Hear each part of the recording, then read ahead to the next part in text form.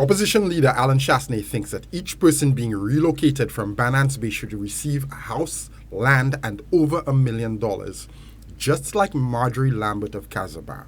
This is the standard, he insists, even though his government only negotiated a deal of $300,000 to $400,000 for Lambert and her family, and once blocked the entrance to Lambert's beachside business, frustrating her ability to do business.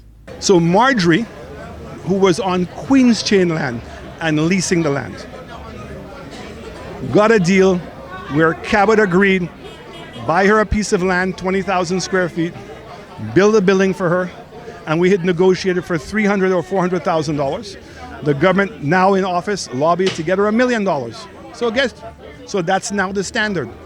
So how is it you can turn around and go and march for Marjorie and then turn around to the people in Bananes and offer them $15,000? If each inhabitant and entrepreneur of Bananes Bay's fishing hamlet were to get the same deal as Marjorie Lambert of Casaba, it would cost $78 million to cash them out even before paying for their houses and the land.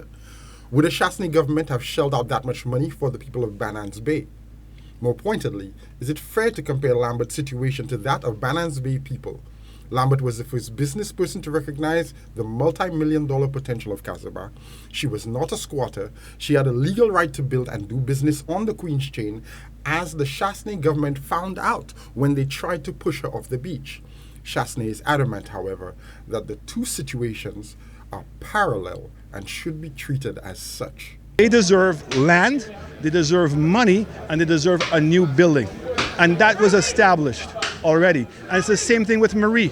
How is it that Marie is still sitting there without knowing what her deal is going to be? That's Marie from Rodney Bay. Correct. Where is she going to be? So if you're going to go and you're going to advocate for solutions, not to be sacrificed at the altar of economic development, and we now have a deal that was done for Marie, then let's do the same deal for the people in Bananes. Chastanet admits that his government only negotiated a $300,000 to $400,000 payout for Marjorie Lambert. The Pierre administration negotiated 3 to 4 times the amount of money for her. Chastanet is insisting that this is the measuring stick that should be used for compensating the people of Bananes Bay, even though history shows that it is unlikely his government would have done that. Instead of giving them legal advice, you've tried to fool the people. But the Lord is good, and the Lord has woken up, and many of the people in Bananes have also woken up. The opposition leader's reasoning may sound good to the strugglers of Bananes Bay, who will take more if they can get more.